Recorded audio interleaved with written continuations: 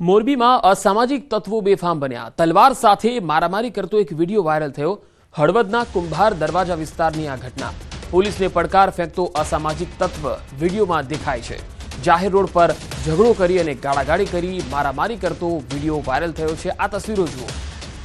અહીંયા રાત્રિના સમયે લોકોને રોડ પરથી પસાર થવું મુશ્કેલ બની રહ્યું છે। અહીંયા પોલીસ પેટ્રોલિંગ પર સવાલ છે, કારણ કે આવા તત્વો વારંવાર સામે આવી રહ્યા છે, ખુલીને આવી રહ્યા છે, જાહેરમાં આવી રહ્યા છે। કોઈ જેમને કાયદાનો કે પોલીસનો ભય દેખાતો નથી। ખુલ્લેઆમ મારામારી કરે છે, ગાળાગાળી કરે છે। અસામાજિક તત્વો બેફામ છે। વધુ માહિતી મેળવીએ। મોરબીથી સંવાદદાતા અતુલ જોશી જોડાયા છે।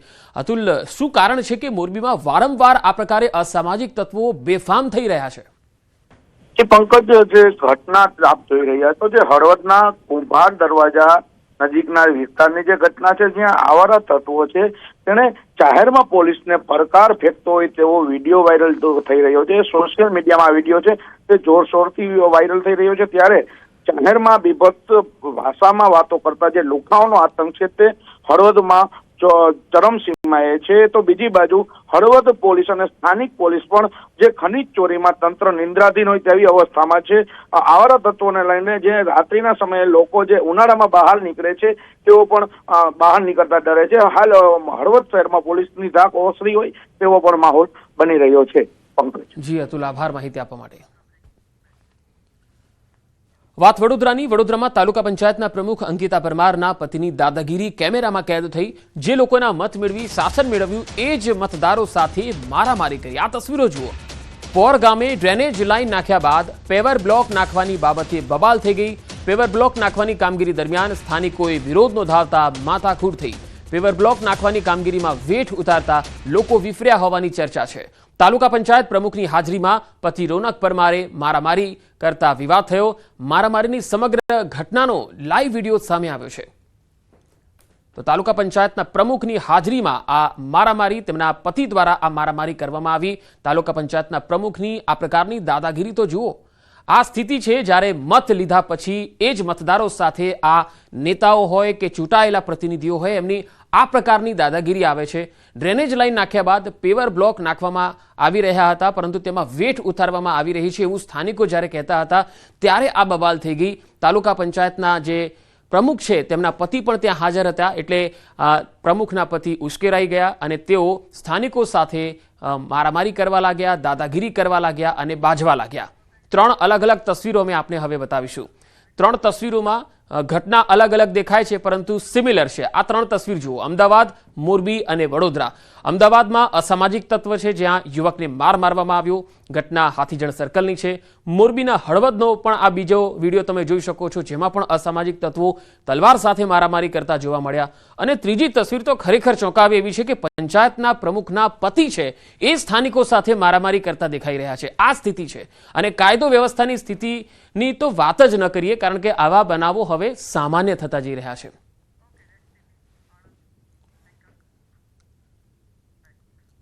આણંદ જિલ્લાના સોજિત્રા તાલુકાના ત્રંબોવાડ ગામથી પસાર થતા પાણીના કાંસની સાફ સફાઈ ન થતા ગ્રામજનો પરેશાન છે।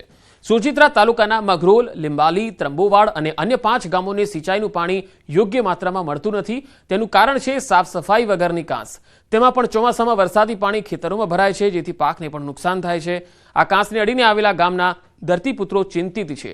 કાંસમાં ઝાડી ઝાખરા, ગંદકી, કચરાનું સામ્રાજ્ય છે, જેને કારણે કેનાલના પાણી ધીમા પડી ગયા છે। ચોમાસામાં વરસાદી પાણીને કારણે આ કાંસ ઓવરફ્લો થાય છે, જેથી ખેતરો તો ઠીક, મકાનોમાં પણ વરસાદી પાણી ઘૂસી જાય છે।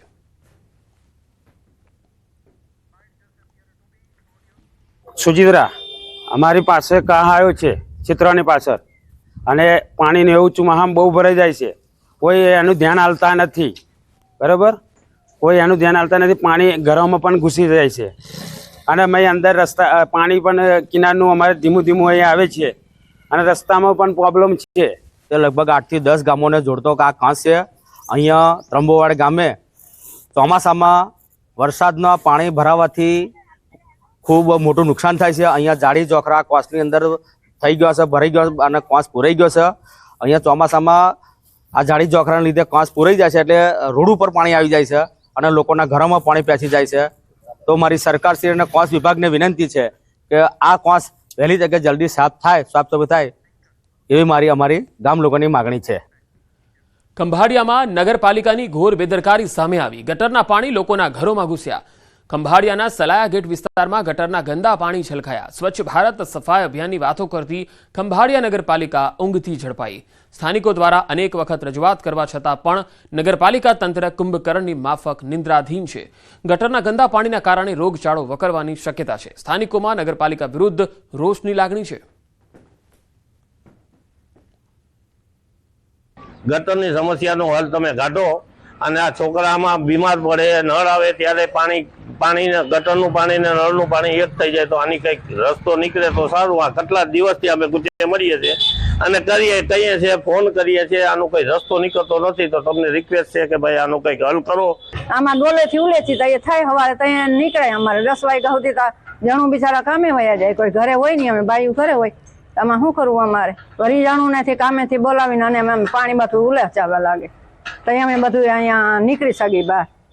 બહાર નીકળાતું નથી, અમારા છોકરા નીકળે કેમ? મોરબીના હળવદમાં નવા બનેલા રોડ ફક્ત નખથી ઉખડી ગયા। હળવદ તાલુકાના કડિયાણા ગામથી પાડા તીરથ સરંભડાને જોડતા રોડના કામકાજમાં લાલિયાવાડીનો આરોપ છે। સ્થાનિકોએ રોડનું કામ હલકી કક્ષાનું કરાયું હોવાનો આરોપ લગાવ્યો। એટલું જ નહીં, સ્થળ પર જઈને ડેમો પણ બતાવ્યો। આ મામલે રોડના કામમાં મોટા પાયે ભ્રષ્ટાચાર થયા હોવાના સરંભડાના સરપંચ અને ગ્રામજનોના આરોપ છે। ગ્રામજનોએ ઇજનેર અને મોરબી જિલ્લા પંચાયતના કારોબારી ચેરમેનને સ્થળ પર બોલાવ્યા, જેમાં ચેરમેને પણ સ્વીકાર્યું કે રોડનું કામ નબળું છે અને એ માટે તેઓ ઘટતું કરશે। એટલું જ નહીં, એજન્સી યોગ્ય તપાસ બાદ જ બિલ ચૂકવવામાં આવશે।